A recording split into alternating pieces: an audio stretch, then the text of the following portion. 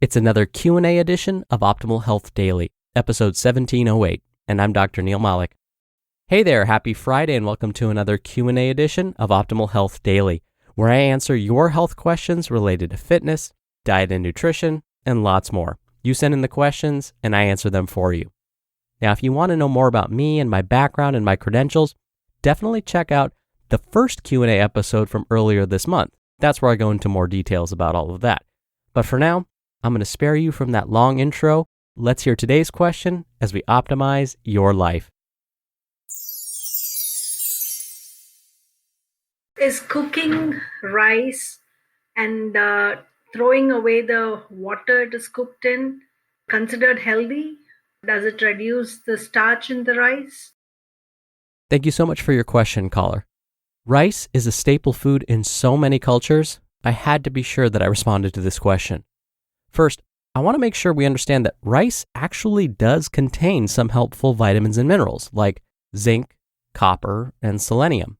But at the same time, it has been known to contain compounds that are toxic to humans, like arsenic, cadmium, and lead. Sadly, some studies have even found that brown rice, which is supposed to be healthier for us, contains more arsenic than white rice. And when it comes to cadmium, it turns out that rice is the main source of exposure of cadmium for most people. Now, where do these harmful compounds come from? Does rice just naturally contain these harmful chemicals? Rice itself doesn't naturally contain these harmful chemicals. Rather, it does contain some carbohydrate and vitamins and minerals. The arsenic, cadmium, and lead are often found in the soil or the water where rice is grown. Rice kind of acts like a sponge and grabs hold of these harmful compounds. Studies have found that concentrations of arsenic, cadmium, and lead can vary greatly depending on where the rice was grown and even how it's prepared and cooked. In many cultures, when prepping raw rice for cooking, it's usually rinsed with water first. Some cultures emphasize rinsing rice until the water turns clear.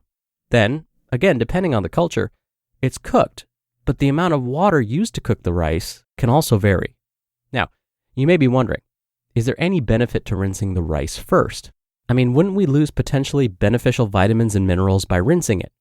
Yes, we would lose some of the starch and possibly some beneficial vitamins and minerals by rinsing before cooking. But we might also get rid of some of those harmful compounds too. In fact, one study found that over half of the arsenic found in white rice can be removed when it's washed until the water turns clear and then cooked using a 1:6 rice to water ratio. Now, here's another important tip, and this is directly related to your question. After cooking, the excess water should be discarded. This is because the water the rice was cooked in may contain some of those harmful compounds, like arsenic. Now, what about brown rice and long grain rice? Luckily, those varieties have been studied too. It was found that cooking brown and long grain rice with excess water, in this case, instead of a 1:6 ratio, a 1:10 rice to water ratio, removed about 50% of the arsenic in brown rice and 40% of the arsenic in long grain rice. So what happens to these compounds if you say, use a rice cooker? When you think about using a rice cooker, usually the instructions recommend a specific rice to water ratio so that pretty much all of the water gets absorbed by the time it's done cooking.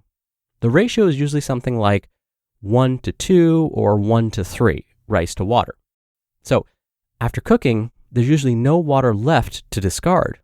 Well, it turns out that rice cooked in a rice cooker may contain more arsenic when compared to cooking it using more water and then discarding the excess water after. Now, what about the vitamins and minerals? Don't we lose some of those vitamins and minerals when we discard the water? Yes, but I would say that rice isn't the most nutrient-dense food to begin with. Don't get me wrong, it's not bad for us in moderation, but it's not as nutrient-dense as, say, a sweet potato. So I wouldn't worry too much about losing those few nutrients by discarding the water after cooking the rice.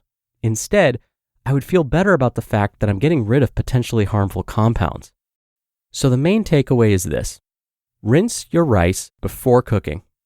If you can, don't use a rice cooker necessarily, but instead try and use excess water when cooking the rice so that not all of the water gets absorbed. And then with the water that's left over, go ahead and discard it. If we want to stay healthy, we need to keep a healthy gut microbiome. This connection has been widely recognized by leading scientists studying diabetes, including the American Diabetes Association, the Mayo Clinic, Johns Hopkins, and others. And pendulum glucose control is the first and only medical probiotic clinically shown to help manage type 2 diabetes when taken with medication. For those with type 2 diabetes, diet and exercise alone are often not enough to manage it. The best approach emphasizes diet, exercise, and a healthy gut microbiome. Pendulum glucose control helps fill in the gaps between diet and exercise. So if you or someone you love has type 2 diabetes, take control of glucose levels with pendulum glucose control. Use code OHD at pendulumlife.com to get 20% off your first month of membership. That's pendulumlife.com. Promo code OHD for 20% off your first month of membership.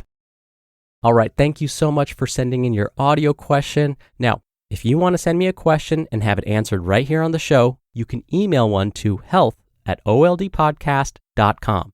Or if you want your voice played on an episode, just like today's caller, come by oldpodcast.com/ask. Right on that page, you can record straight from your computer's microphone. It's really easy, and you can even play back your message and do retakes before sending it in. Or you could do it the old-fashioned way and call in your question. The number is 61 I love OHD. All right, that's another Q&A edition of Optimal Health Daily. Thank you so much for listening every day. Thank you for listening all the way through, and I hope you have a great start to your weekend, and I'll see you back here tomorrow where your optimal life awaits.